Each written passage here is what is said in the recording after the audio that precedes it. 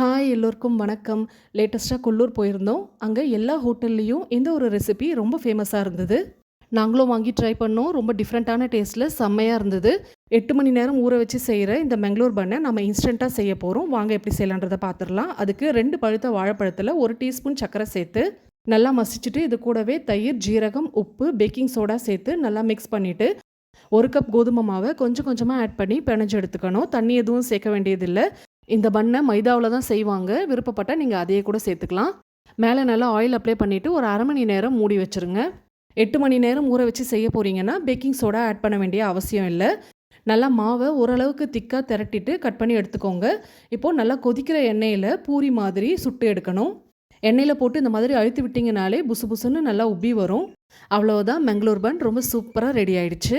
இன்ஸ்டண்ட்டாக செய்கிற பன்னுக்கும் ஊற வச்சு செய்கிற பன்னுக்கும் ரொம்பவே வித்தியாசம் இருந்தது. 8 மணி நேரம் ஊற வச்சு செஞ்ச பன் இது ரொம்பவே சாஃப்டாக இருந்தது.